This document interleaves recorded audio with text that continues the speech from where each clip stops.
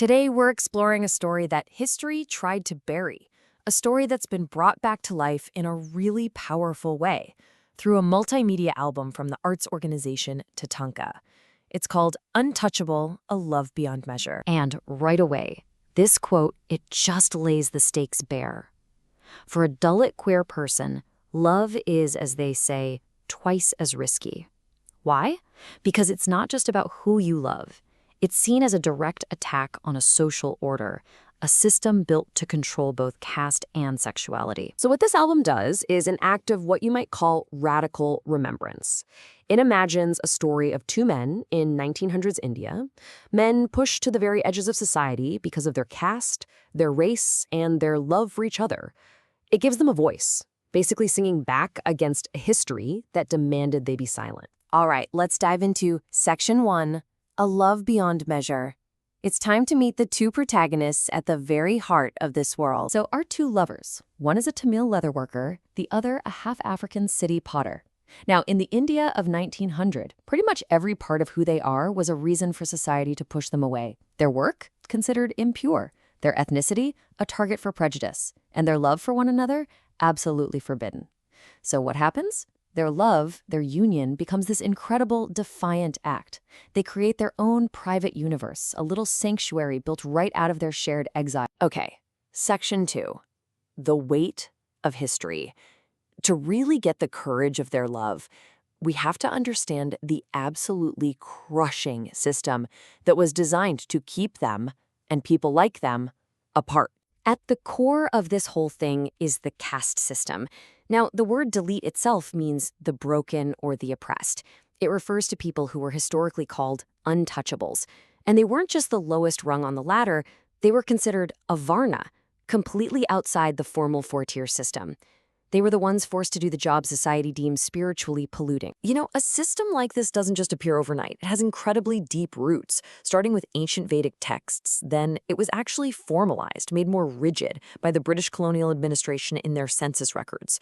Now, it was officially, legally abolished in 1950, thanks to the brilliant Dr. B.R. Ambedkar, but the tragic reality is that the discrimination and the violence, they still persist today. And let's be really clear about what this meant in daily life.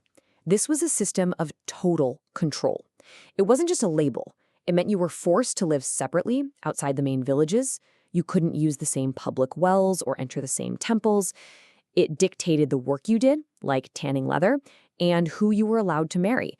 And if you broke these rules, the punishment could be incredibly violent. So, you hear all that, this crushing history, and you'd be forgiven for thinking this is a story of pure despair. But it's not. This is the turn. This is where the album does something truly radical.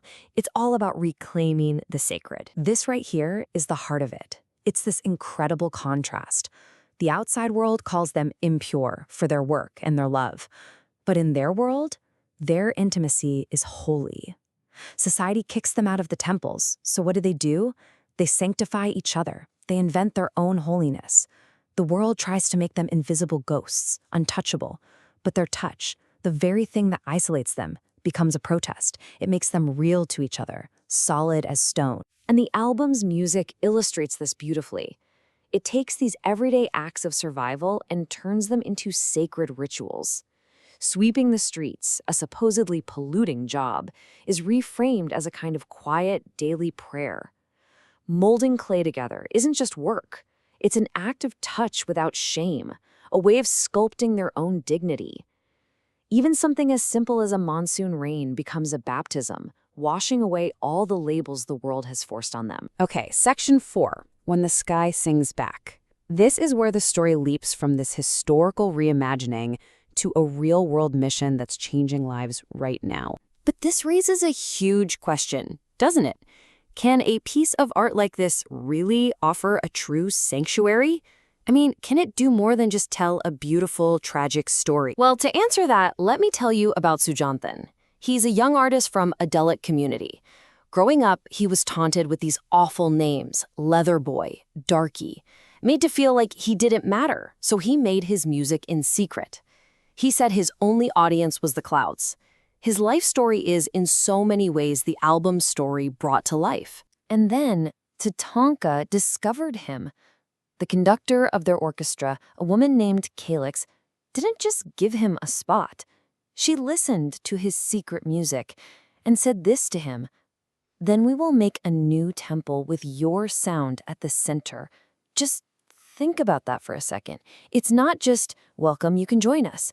It's, "We're going to build a brand new sacred space, and your voice, the one that was supposed to be silent, is going to be the foundation." And that, right there, is the mission of TATANKA.